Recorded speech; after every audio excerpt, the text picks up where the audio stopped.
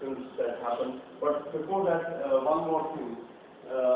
When you have vulnerability in a vulnerable system, panic can play a crucial role.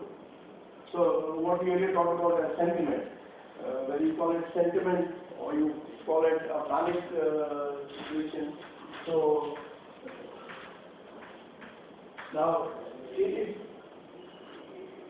the macroeconomic system or the real economy is not vulnerable in the first place, then panic cannot do much. It can play some role, but not to the extent of leading to a full crisis. But where the vulnerabilities exist, panic can play a crucial role. And when you put these things together and look at sudden stop of inflow, what is the first thing that is going to happen? You have a deficit.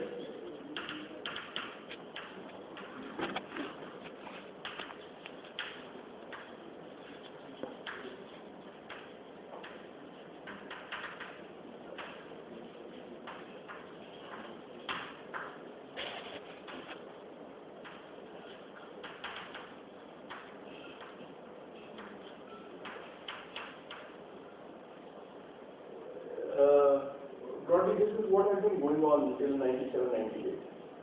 Imports being more than exports. How are you paying for the larger imports? There is capital inflow. So there are dollars and pounds and dollars coming in, and that is going to be for the excess imports. And what are you doing with the excess imports? Your investment is more than the investment in the economy is more than the savings. Domestic savings. That is also partly contributing to the growth story. It's not just exports as an engine of growth. So this is how the economies have been operating. Now there's a sudden stop. If there's a sudden stop, the inflow of capital has stopped. But the real economy is geared towards having more imports than exports.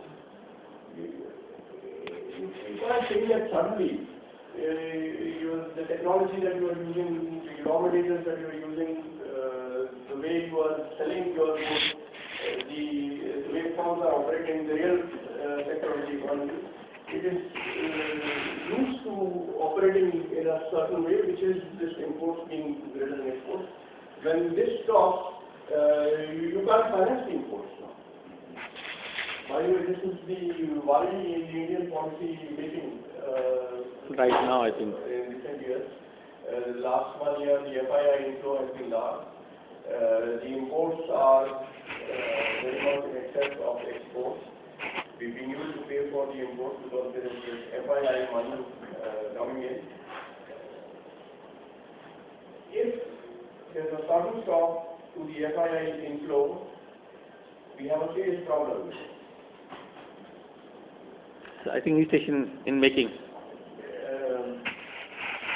We are almost in the same, excepting one difference is there that we do not have a fixed exchange rate. We do not have a fixed exchange rate. We also the short-term rate is small. So not all that vulnerable, but yes, very there is a possible problem. But again, there also the problem possibly I see now, same story.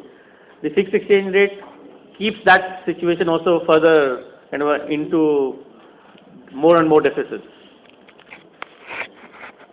The thing is, firms have no incentive to domestically kind of produce more if your imports are cheaper. And higher exchange rate basically means imports are always cheaper than the domestic. Yes.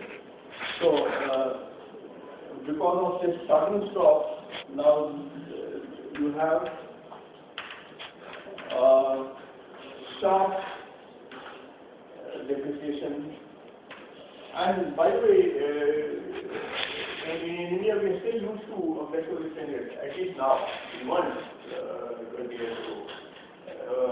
But East Asia, 97, 98, they won't think in terms of the local currency falling, leave aside collapsing. So when you have a sharp depreciation of the local currency,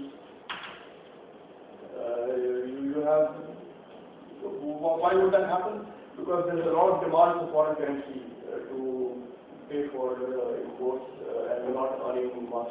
The demand for dollars is a lot more than the supply of dollars. The price of dollar. And also the foreign investment is flowing out. It's also flowing out. The short term. So that supply of dollars is also gone. So you have a currency crisis right here. The emphasis being on the sharp appreciation of the currency.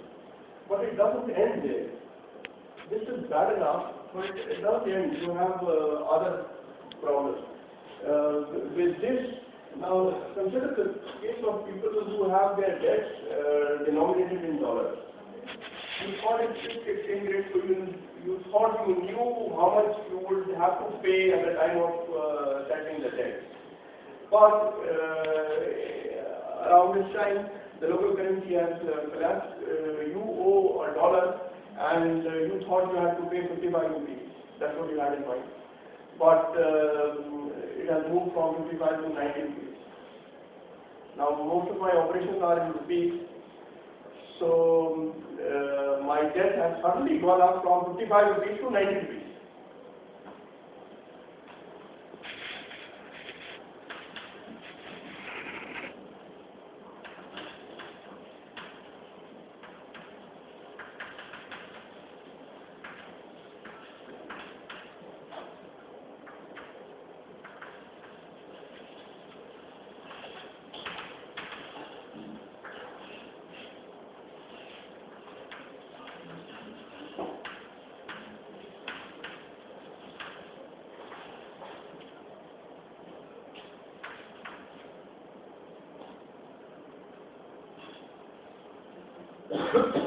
This is firms, but also banks.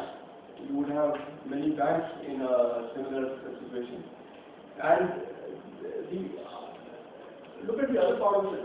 You have these liquidity moving into the system on an ongoing basis. It suddenly stops.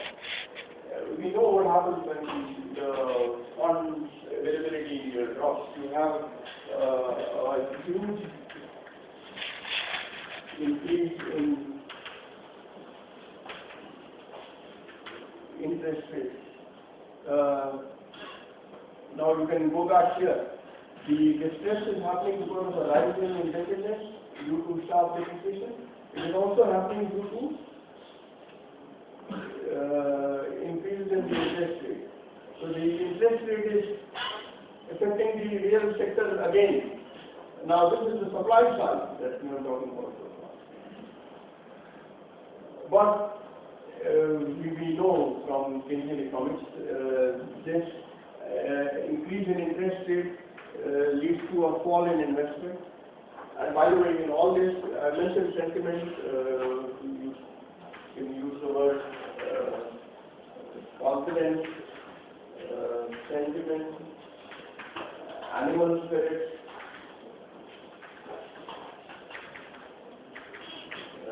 panic. That's the term I used already. That further compounds the whole problem. And when you have a fall in investment, this is now from the demand side. This is standard Keynesian economics.